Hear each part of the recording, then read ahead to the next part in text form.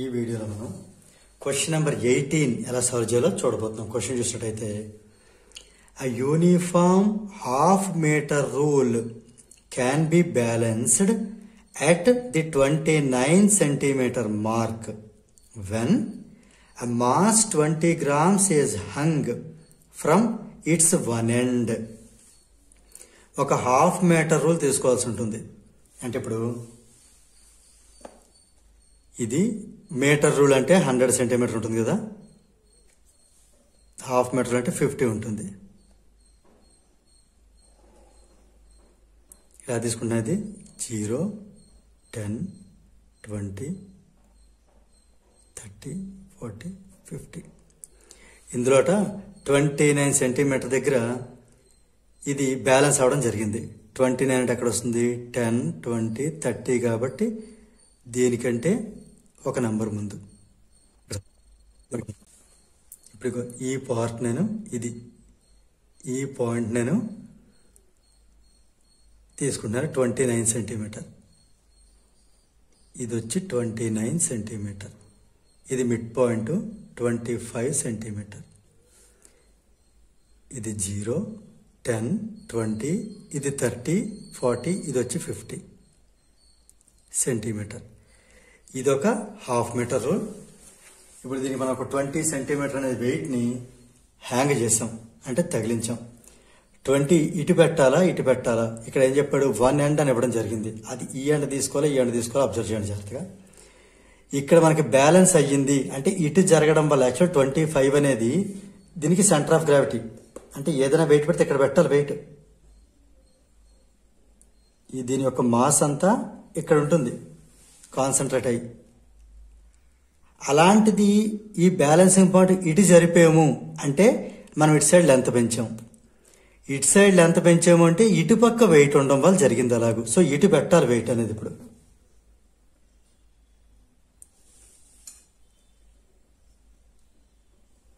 ఇది అర్థమైంది అనుకుంటున్నాను. ఇక్కడ మనకి ఈ పాయింట్ దగ్గర ఈ 25 దగ్గర అవ్వాల్సినటువంటి బ్యాలెన్సింగ్ అని 29కి షిఫ్ట్ అయింది. అంటే ఎలా షిఫ్ట్ అయింది? షిఫ్ట్ అవ్వడం వల్ల ఇక్కడ మనకి ఈ డిస్టెన్స్ అనేది తగ్గింది. ఓకే, ఇక్కడ డిస్టెన్స్ పెరిగింది. అంటే ఇక్కడ మనకి ఇటుపక్క ఇది హ్యాంగ్ చేయడం వల్ల ఈ డిస్టెన్స్ తగ్గి బ్యాలెన్స్ అయ్యింది అన్నదని అర్థం చేసుకుని ఇటు మనం హ్యాంగ్ చేయాల్సి ఉంటుంది 20 గ్రామ్స్ని.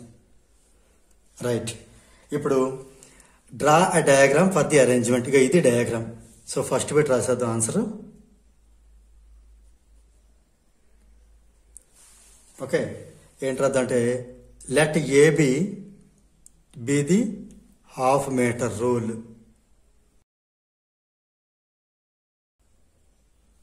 అంటే ఏబి లెంత్ ఎంత అవుతుంది? మీటర్ రూల్లో సగం అంటే 50 సెంటీమీటర్. ఇది okay. Next balanced at 29 centimetre. అంటే ఈ పాయింట్ నేను ఫర్ ఎగ్జాంపుల్ పి అనుకుంటున్నాను. అంటే ఏ టు పి 29 సెంటీమీటర్. ఇప్పుడు ఏ టు పి 29 అయితే మిడ్ పాయింట్ ఎం అనుకుందాం. ఎం నుంచి పీకి ఎంత ఉంటుంది? ఎం నుంచి పీకి డిస్టెన్స్ ఎంత? ఇది 29, 25. అంటే 29లోంచి 25 తీస్తే 4 సెంటీమీటర్. మరి పి నుంచి బికి ఎంత డిస్టెన్స్ ఉంటుంది? ఇక్కడి నుంచి ఇదంతా 25 కదా. ఓకే, లేదా పోనీ మొత్తం 50లోంచి ఈ 29 తీసేద్దాం. అంటే 21 సెంటీమీటర్. ఓకే, ఇవన్నీ డిస్టెన్సెస్. నెక్స్ట్ ఏం చేద్దాం అంటే ఇంకా when mass the 20 grams is hung at one end. 20 grams is hung at one end అని దగ్గర బిఎన్ రాద్దాం.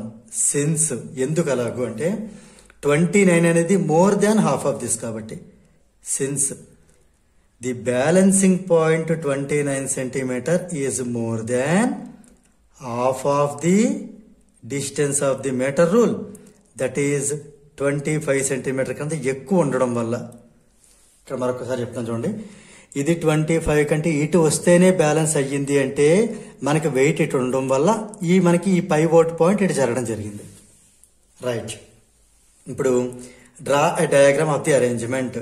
So diagram is shown. The diagram is as shown above. ఇలా ఉంటుంది డయాగ్రామ్ చెప్పాం. ఇప్పుడు సెకండ్ బిట్ ఏంటో చూద్దాం. Find the mass of the half metre rule.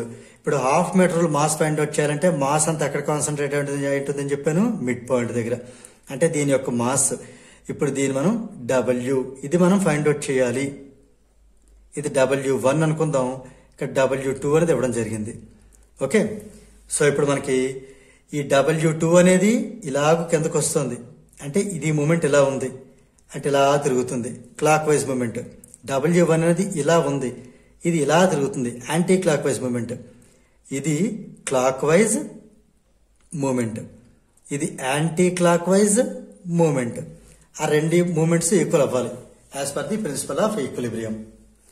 So by principle of equilibrium, anti clock wise moment equal clock wise moment. Anti clock wise moment ఎంత? ఇక్కడ ఈ weight into ఈ డిస్టెన్స్. ఇక్కడ నేను రాస్తున్నాను, anti clock wise moment equal clock wise moment.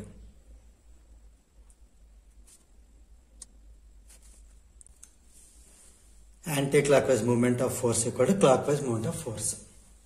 ఇప్పుడు anticlockwise అంటే అక్కడ ఉండే వెయిట్ ఎంత? W1.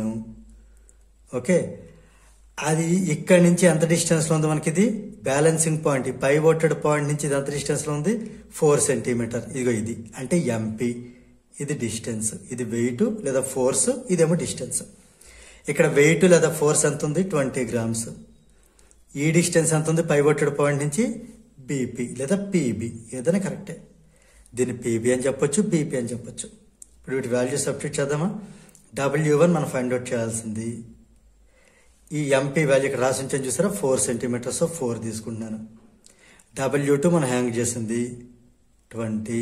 ఇక్కడ B to P distance 21. Pivoted point నుంచి ఇక్కడ దాకా ఉండే డిస్టెన్స్ 21. ఇది మనం సింప్లిఫై చేస్తే ఈ 4 అనేది కిందకు వస్తుంది, ఈ 20ని 5 టైమ్స్ క్యాన్సిల్ చేస్తుంది. అప్పుడు మనకు కావాల్సిన వెయిట్ ఎంత అవుతుందంటే 5 into 21 అంటే 105. ఇది ఆల్రెడీ గ్రామ్స్లో ఉంది కాబట్టి ఇది కూడా మనం గ్రామ్స్లో చెప్పొచ్చు. So the mass of the half metre rule is 105 grams. దీంతో B బిట్ అయింది. ఇప్పుడు మనం C బిట్ చూద్దాం. C బిట్ ఏంటంటే, in which direction would the balancing point shift if 20 grams mass is shifted inside from its one end. 20 grams అనే ఈ mass ని ఇక్కడ ఈ ఎండ్ నుంచి ఇన్సైడ్ షిఫ్ట్ చేస్తే, అంటే లోపల తెస్తే, ఇప్పుడు ఈ పై ఒట్టెడ్ పాయింట్ అనేది ఎటు మూవ్ అవుతుంది? ఇదే కదా బ్యాలెన్సింగ్ పాయింట్, అదే పై ఒట్టెడ్ పాయింట్ ఎటు మూవ్ అవుతుంది? ఇది మనం ఆలోచించాలంటే ఇది చిన్న కామన్ సెన్స్ తో ఆలోచిస్తే అర్థమైపోయే విషయం. ఇక్కడ ఎప్పుడైతే మనం దీని లోపల తెచ్చామో ఇక్కడ మనం డిస్టెన్స్ ని తగ్గించినట్టే కదా. అంటే క్లాక్ వైజ్ గా రొటేట్ అయ్యే డిస్టెన్స్ ని తగ్గించాం. కానీ మనకు ఆ మూమెంట్ చూస్తే యాంటీ క్లాక్ వైజ్ మూమెంట్ కి అది ఈక్వల్ అవ్వాలి.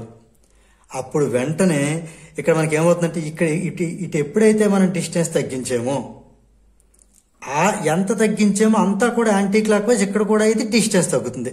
అంటే యాంటీ క్లాక్ వైజ్ డిస్టెన్స్ తగ్గడం అంటే ఇక్కడ ఉన్న పైవటెడ్ పాయింట్ లెఫ్ట్ సైడ్ మూవ్ అవుతుంది.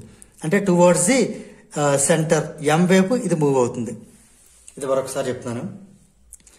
క్లాక్ వైజ్ ఎప్పుడైతే డిస్టెన్స్ తగ్గించామో అది మనకి ఈ ప్రిన్సిపల్ ఆఫ్ ఈక్విలిబ్రియం అంటే యాంటీ క్లాక్ వైజ్ మూవ్మెంట్ కి ఈక్వల్ అయ్యే క్రమంలో, ఈక్వల్ అయ్యే ప్రాసెస్ లో ఇక్కడ ఇది కూడా ఇక్కడ డిస్టెన్స్ ని వెంటనే తగ్గించుకుంటుంది. ఎక్కడ? Anti clock wise.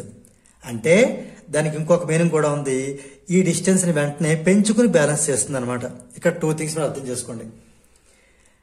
Clock wise ఎప్పుడైతే మనం డిస్టెన్స్ తగ్గించామో అది వెంటనే ఆ బ్యాలెన్సింగ్ కోసం డిస్టెన్స్ పెంచుకోవడానికి లెఫ్ట్ సైడ్ మూవ్ అవుతుంది. ఇది ఒక పాయింట్. లేదా ఇది అర్థం కాకపోతే ఇంకోటి చెప్తున్నాను, అంటే వేరే విధంగా కూడా ఆలోచించవచ్చు. ఇక్కడ ఎప్పుడైతే మనం క్లాక్ వైజ్ డిస్టెన్స్ తగ్గించామో ఇది వెంటనే బ్యాలెన్స్ చేయడానికి యాంటీ క్లాక్ వైజ్ కూడా డిస్టెన్స్ తగ్గించుకుంటుంది. అంటే మొత్తం మీద వాడు ఏం రాయొచ్చు అంటే, the balancing point is shifted towards 25 centimetre mark అని రాయొచ్చు.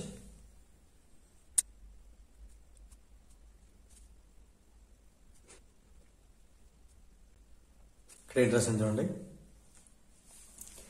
If 20 grams mass is shifted inside from B, then the balancing point P will be shifted towards 75 centimeter, that is towards M. So దీంతో మనకి ఈ question number 18 అనేది complete అయింది.